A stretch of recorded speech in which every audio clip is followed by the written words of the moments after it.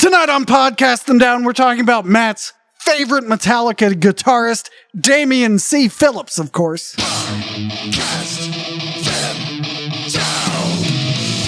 Hail Metal Nation, it is I, Tim, bassist of Fade to Black Metallica Tribute, guitarist of American power metal band Burning Shadows, dual violin folk metal band Eisenmore, and recently vacated Graves, True Zombie Metal.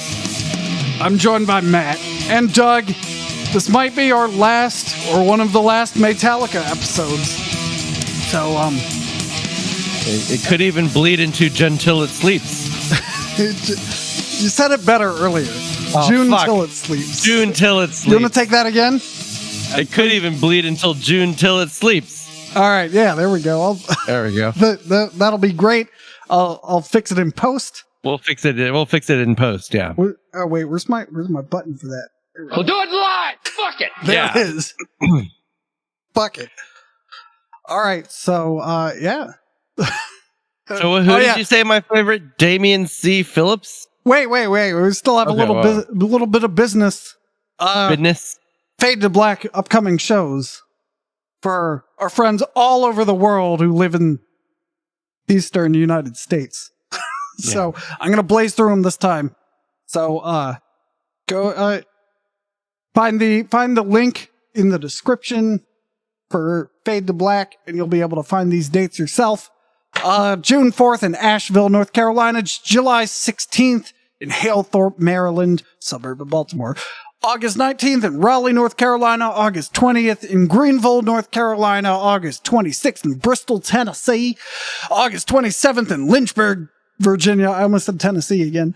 September 15th through 17th in Ocean City, Maryland. October 1st in Baldwinsville, New York. October 13th, Harrisburg, Pennsylvania. November 5th in Newark, Delaware. And I can do a central New York accent, but I need to ramp up into it. I can't just do it. So maybe one day, maybe that's a different episode. All right. So When you're out there, I'm sure you'll be able to get more data and practice. I've been to central New York too many times. Do an episode on the most metal U.S. dialects. Oh, that's fucking amazing. Oh, what would it be? That would be great. I bet it would be like Cajun or something. You know? Oh, no. I think Bay Area Standard could be a pretty metal accent. Mm-hmm. Oh, I like that. Well, speaking of the Bay Area.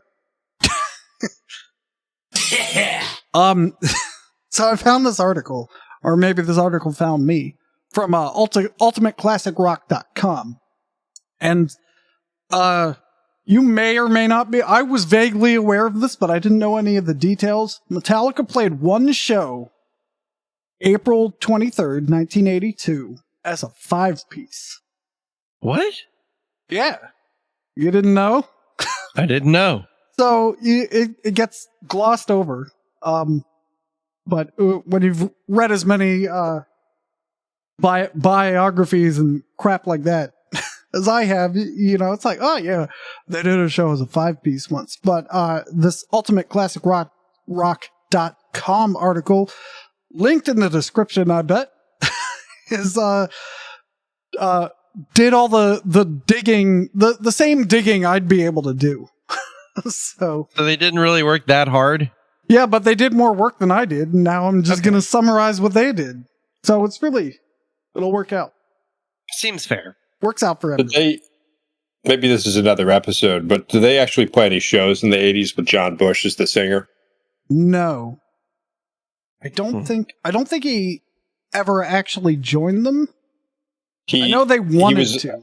The narrative is he was invited, but he chose to stay in Armored Saints.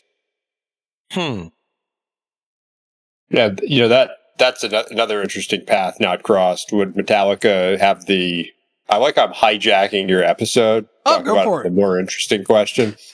But, I really think the dynamic of the four of them and Hetfield's, what was then a raw and unique vocal style was a big part of the everyman appeal. very, I mean, Anthrax is kind of a counter argument with a more traditional metal singer like Bush. But, yeah. The videos of him singing like the Four Horsemen and all from 2011 or so, pretty amazing though. Absolutely. I've always liked, I will go on record. I've always liked Anthrax better with John Bush than Joey Belladonna. I just don't care about Joey Belladonna. Mm-hmm. You know, so it was some bullshit when they went back to him. I agree. Yeah. I'm still kicking myself. I had tickets to see Anthrax and Ministry, the last tour where it was the real Ministry. Oh, man. And I didn't go because I was late in putting out the college newspaper. Well, I mean, your commitment to journalism is well noted. I saw Anthrax with John Bush, and they played. It wasn't on the set apparently, but they did play "Bring the Noise." So awesome! Oh man, yeah, he is so and I really the greater. I've grown to like Belladonna, and he actually sounds better older. I think he sounds more like John Bush, honestly. But the greater of two evils is the best recording of Anthrax's old stuff by far. That's John Bush singing all the Belladonna songs. That's what it is. Yes. I was telling Matt that, but he seems. I know. I'm listening. Are you? I'm definitely not downloading an entire journal of articles right now. But I'm certainly listening to you. All right, about John Bush, lead singer of Bush, and the time Metallica sang Glycerine. He was the lead singer of Burger King commercials about 10, 15 years ago. Oh, that's pretty awesome, too. All right, so let me read you some of this article, which you can find in the description. On Friday, April 23rd, 1982. Do you remember that day, Matt? What is it? Friday, April 23rd? 82, yeah. 1982? No. All right. Well, then you missed it. It's St. George's Day. I can tell you that. A metal bill. That's what it says. A metal bill capped by J.P. Fires, Leatherwolf, and Riptide played the newly opened Concert Factory, a short-lived Costa Mesa venue that had replaced storied California punk club Cuckoo's Nest. An old flyer advertises Switzerland's Crocus headlining, though apparently that didn't happen. But that show is still questioned and speculated on today, not so much for Crocus's absence as for the one-time appearance of a Los Angeles quintet billing themselves as Metallica. Whoa. And I'm going to pause so I can post some links in our Discord so you can see some of this stuff. I'm going to save you the effort. So join our Discord. Link in the description. All right. It was Metallica's fourth ever performance and the first at the Concert Factory. 4 of their 8 songs that night were covers that the band hoped to pass off as originals, which I'm not sure. I know they played covers. But, I know they played covers, but I didn't know they were trying to pretend they were theirs. Anyway, this song is called Glycerine.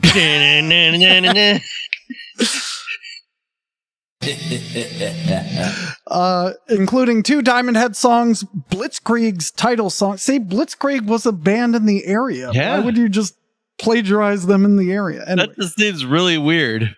And a version of Savage's Let It Loose that Metallica never ended up properly recording. They debuted a new song called The Mechanics, written by star lead guitarist Dave Mustaine. Oh, God. Boo! Boo, yeah.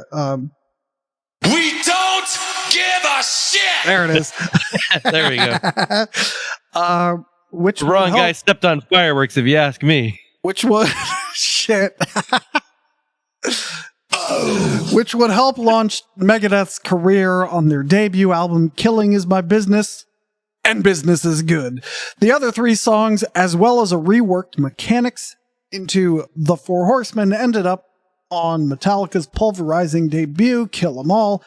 But even a devoted metalhead looking at the scowling kids on the back of Kill 'Em All might have had trouble recognizing the band opening up the Concert Factory show April 23rd. Bassist Ron McGovney would play his last show with Metallica in November, replaced by Trauma's Cliff Burton, and Mustaine would be famously replaced by Exodus's Kirk Hammett. We all know this. These stories are metal lore, and Metallica's career is one of the most examined in music history, but little is known about the fifth bandmate at the Concert Factory show, a man calling himself Damian C. Phillips. McGovney told Shockwave's Pounding Pat O'Connor in 96, "We took on this guy named Brad Parker, aka Damian C. Phillips, which was his stage name. We did one show at the Concert Factory in Costa Mesa, and while James, Lars, and myself are getting dressed to go on stage, we hear this guitar solo, and we look over the railing of the dressing room, and we see Brad on stage just blazing away on his guitar. So that was Metallica's first and last gig with Damian C. Phillips. Later, I think he went on to join Odin." Well, and also, that sounds metal as fuck, but it turns out Odin's a band. Okay. Because that would be amazing. But I Joy and death. Yeah. I don't understand why they're not recognizing, like, this is one of, I mean, he's dead now, but one of Hollywood's most amazing actors. Like, that Mission Impossible movie, Doubt. Wasn't he, like, in Along Came Polly? I mean, he's just an amazing actor. And why we're just pretending we don't know who Damian C. Phillips is just shocking. No. You ever see him in Red Dragon when he plays the reporter? He's really believable. He's a scumbag. Then you end up feeling sorry for him when Ray Fiennes lights him on fire and sends him down that wheelchair. It's Philip Seymour Hoffman. That's right. The bit, I know. That's the bit. I was doing the thing Dave does to Gareth. Oh yeah, you were. You very much were. All right. Authors Paul Brannigan and Ian Woodward include the story in their book, Birth School Metallica Death, adding, when the band convened in Ron McGovney's garage later the same week for the purpose of recording their first proper demo, Parker was not invited to attend. What? A search for Parker on... Okay, so... The gist of the next paragraph is... He's on Metal Archives. There's only one picture of him, and I'm gonna post you the link. And I want you to go to that link and look at the picture and tell me what you see. That looks like fan art. I don't even think that's a legitimate photograph. Like if I was making Metallica fanfic, I would draw myself as this Brad Parker character. Is this even real? Is this even real? Yeah, so that comes from an Odin release. Okay, and now I'm gonna link you to Odin. Okay. Odin is interesting. They were heavy / power metal, hard rock / glam, lyrical themes, girls, love, and rock. And from LA, obviously. Formed in 1980, and they were active 80 to 90, 2003, 2011 to 12, 2016 to now. In that time, they've had one full length. Whoa. Right? You might need to work harder. And it was released in 88. There's no reviews on it. There's an EP in 85 with 2 reviews called... I don't want to read the title of the EP based on their lyrical themes. Girls, Love, and Rock. The title of the EP is no! Don't take no for an answer. Anyway, didn't get good reviews. Their next EP was The Gods Must Be Crazy. What year did The Gods Must Be Crazy come out? I think it came out in the early 80s, but I think in the middle 80s there was The Gods Must Be Crazy 2, which always bugged me. Was it TOO? No, it's just number 2. Okay. Number 2? The Gods Must Be Crazy number 2 came out in 1989, which means that The Gods Must Be Crazy one came out in 1980. So again, a weird 10-year gap for this incredible story. Wow. So, all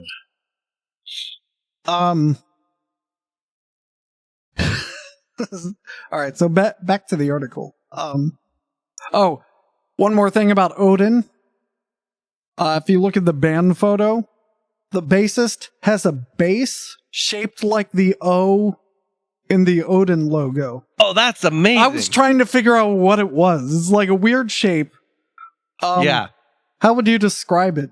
I don't know. It's like a trapezoid, but they sneezed when they were drawing it. It's like a gothic black letter kind of O. So it's very angular, but out of orientation, it just looks like a weird right squiggle. Yep, exactly, a squiggle. So anyway, this guy, after the Metallica gig, was lead guitarist in Odin for, I don't know, a few months, it appears. It's listed as 82 to 83, but yeah, so up to a year, maybe a little more. And then he was out of that too, and then disappeared off the face of the planet. So, anyway, unlike McGovney, Mustaine or one-time guitarist Lloyd Grant, recruited to play on the Hit the Lights demo, Parker has not appeared with his old bandmates at events like Metallica's Rock Hall induction or 30th anniversary shows. When asked on Twitter about Parker's whereabouts in 2020, McGovney responded, "I have no idea. The only mention of Parker on Metallica's website is on the band's timeline. Metallica attempts to perform a show as a 5-piece band including Brad Parker, also known as Damian C. Phillips." It's spelled wrong. His name right. Fuck you guys. On second guitar, his performance did not go over well. Wow. What a dick move. All right, so then it goes on to say they couldn't find any social media or internet presence for him, but McGovney and Mustaine have talked about him. So McGovney said his style just didn't work out for us, and Mustaine said we did. This is what made me want to do an episode. We did a show with a guy that had a feather earring, and that was about it. Damian Phillips was his stage name, real name Brad Parker. And then there is a Hetfield quote here. "It was really funny. The rhythm guitarist hadn't played in a while and was freaking out when the club announcer called us on stage. He goes running onto the stage, raring to go. And we're up there tying our shoes and shit, still tuning our guitars. He used to call himself Damian Phillips on stage and wore spandex and mascara and played a Charvel Starbody guitar. He thought he was Randy Rhoads." Mustaine, notice this is a Mustaine quote now. "He had a great sounding amp when he wasn't there. He looked more like Joni Cunningham from Happy Days with red hair. We didn't think he was the right guy for the band, but James didn't want to play guitar. I'm really happy that he started playing guitar." What? That's amazing. Oh my god. Man, I would give so much money to be living in that alternative universe where Metallica is a 5-piece, and we all have what the fuck is his name? Damian C. Phillips posters on our wall. Like, I would give good money for a Damian C. Phillips Funko Pop. Yeah. Well, I can make you one. Oh, nice. Oh, shit, I didn't know that. Okay, so there's an update that I didn't notice. Well, we'll get to that. Well, I find it weird that they're all like, "Oh, he was too glam," but Ron McGovney and James Hetfield were kind of glam too. Yeah. I mean, they wore spandex for a while. I mean, a lot of this is told like from the perspective of having made it. And I wonder if you interviewed those fresh-faced young men right after the show, I'm sure they weren't pleased with his performance, but I think they would be a little kinder. So, yeah, But I don't like this myth that people like to repeat about Metallica. You know, they go up there in their street clothes. No, they didn't. At first, they did not. They went up there in spandex. And there's video proof. I mean, come on. Oh, man. You know, and Lars continued to wear spandex for quite a while, but he's the drummer. Yeah. So. But yeah, they were glammy at the beginning. Not as bad as Pantera. Maybe the guy he would have fit right in Pantera in the 80s. That would have been great. Yeah. So, I'm just imagining Metallica with smoky eyes, but like before Load, and it's pretty interesting. Smoky, yeah. Yeah, like, I was reading another thing about about Load. This has nothing to do with Damien C. Phillips, but apparently Kirk and Lars thought it was really funny to act gay during all the photo sessions. Uh-huh. Yeah, and it made James uncomfortable. Oh, no. So, like, how 90s is that? And Wouldn't it be hilarious if we started making out right here? Right here on camera? I don't remember if there's any photos to that effect, but you know, the book for Load is very thick. Yeah. And apparently, James also absolutely hated the cover. The cover was chosen by Lars, who was into art. Yeah. Yeah. Yeah, that was Lars, the beginning of Lars is too big for his spandex britches period, I believe, when he was just like a musical genius. Good album, bad cover for sure. Yeah. No. But if you want to hear some great covers, check out Fade to Black Metallica Tribute, coming soon to the Fishhead Cantina and what is it, Hammerstown, Central New York or whatever? The Beerporium. Yeah, the Beertorium. And close enough. Noah's Ark, Delaware. And check out Fade to Black merch on steelresolve.com. Yeah, thanks. exactly. Steelresolve.com. You can buy a Fade to Black hat, and if you're in the military, it could be a cover band cover. Yeah. Nice. So this whole story now that the promos are over, this whole story reminds me of the Dream Theater had a singer before James LaBrie. They had a few singers before James LaBrie, but one guy they gave him Live After Death, the Iron Maiden live album. Okay. And they said basically, we want you to be like this on stage, you know? And so they recorded Live After Death in Long Beach, California, and Bruce Dickinson several times goes, "Scream for me, Long Beach!" Right? And he goes, "Ah." So this singer, forget his name, while they're playing in Long Island, New York, kept saying, "Scream for me, Long Beach."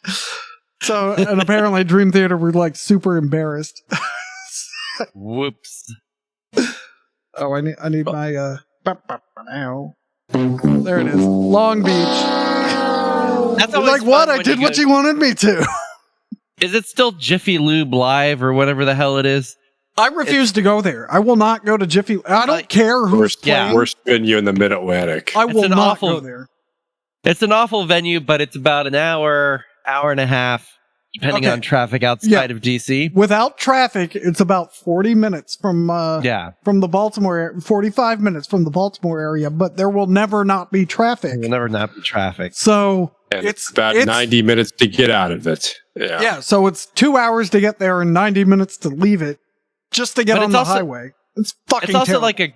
it's like a gravity problem because like every half distance takes longer to travail. Like you cover 50% of the distance in the first period, and then half that, and then half that, and half that. The last time we went there, I went there was with you, and we were trying to see the Final Frontier tour. I believe was it Iron Maiden in Dream Theater, or was man. it Judas Priest in Dream Theater? I definitely have seen Iron Maiden there. I don't think I've seen. Well, I know the only I've time seen. I think I saw Dream Theater in DC proper. It was like the Warner Theater or something. Yeah. Well, now I have to look this up. Dream Theater. But anyway, wasn't there's Priest played there that one tour I didn't go to, and I bet that's what you're thinking of. That But we might be saw it. the Final Frontier tour there, and I won't even say how long ago. Yeah.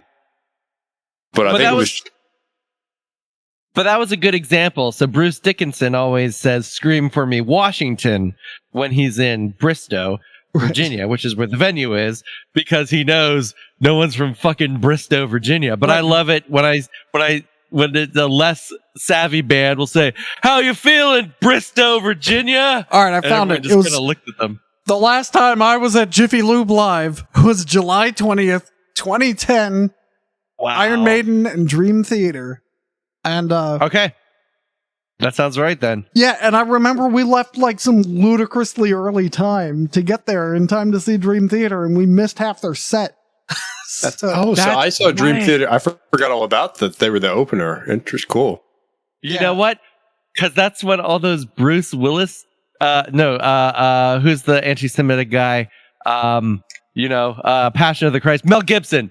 That's when all like the Mel Gibson abusive voicemails were leaking. Because I remember we were listening to those while stuck on 66 for hours and hours, crawling up towards Jiffy Lube Live. And then the I have Iron Maiden's set list that night in front of me, and I feel it seems like a insult to injury after sitting in traffic for hours. They played a lot of new stuff. So they did The Wicker Man, Ghost of Navigator, Wrathchild. Those are all fine. But then they did El Dorado, Dance of Death, The Reincarnation of Benjamin Brieg, These Colors Don't Run, Blood Brothers, which would be a good song if they didn't say Blood Brothers 128 times. Wildest Dreams, No More Lies, another song ruined by Steve Harris's poor songwriting.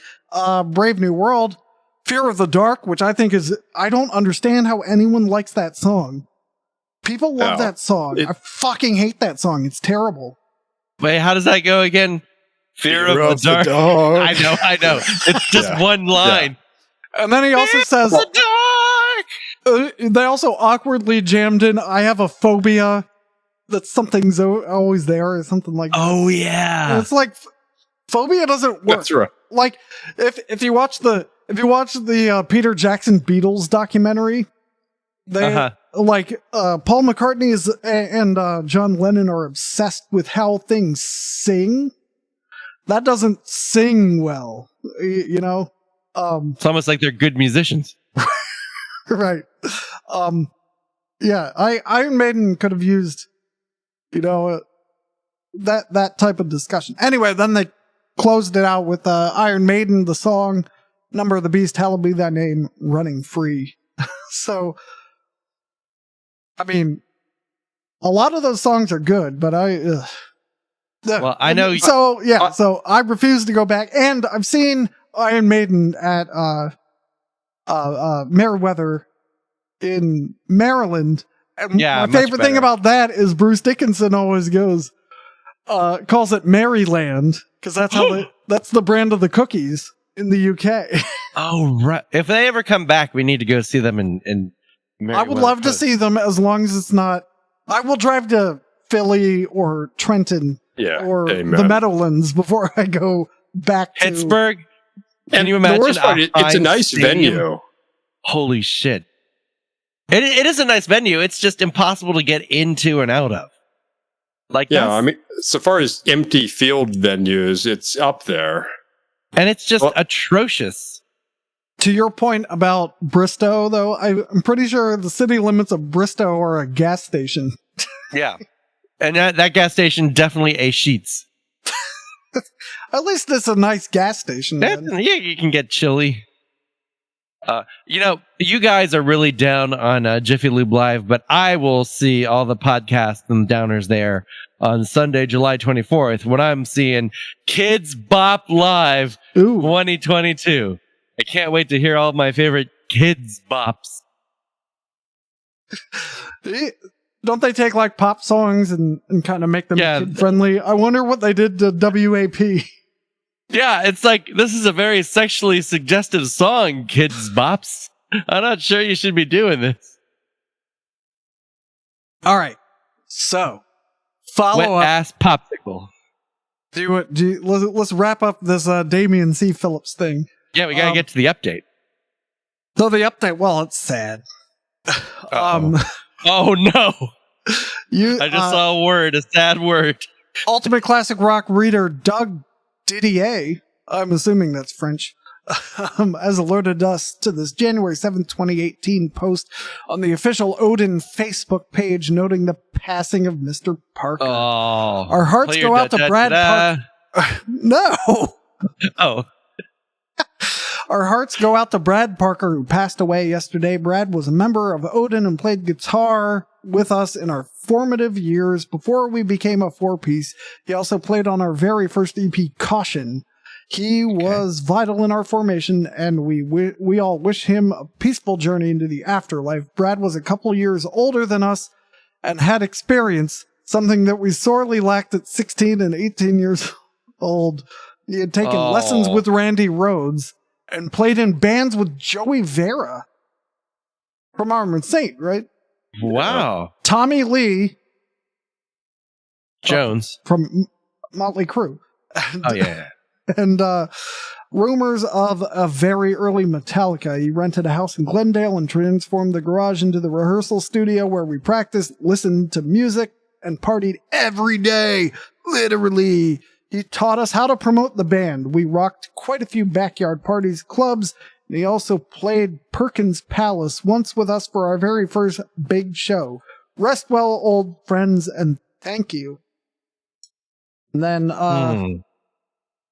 the post's comments section suggests Parker became an archaeology professor, likely the man in this linked obituary on the University of Utah website, which reports him as a beloved teacher, an extraordinary scholar, and a dear friend.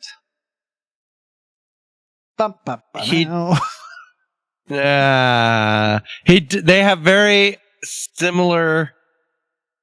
I mean, he's much older, but I can see, and he's wearing a bucket hat and shades, but I can see it. Wow. That's amazing. There you go. There's the rhythm guitarist. The first and only time Metallica played as a 5-piece, and they fired him because he ran on stage and did a bunch of solos while Metallica was tying their shoes. I get the sense, at least from that. Sounds so ridiculous when you put it that way. And then I get the sense. Then he got his PhD. Yeah, then he became a noted archaeologist. He might be the most interesting man ever. But there's hope for you yet, Tim.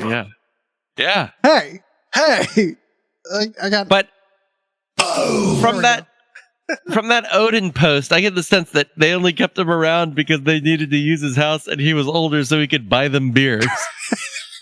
Hell yeah, you're in the band, Brad. Yeah, can we come over? Didn't exactly speak to his contributions musically. Go ahead and play while we tie our shoes. I assume we did it in Odin, too. Brad, can we borrow your van? We got a gig. Yeah, you can play. All right, let me look at the time. That's probably an episode right there. Any closing words? I mean, we're out of time. What? Oh. I just had a really cruel thought that he died as he lived in the dirt. Because he's an archaeologist is all. That sinks in.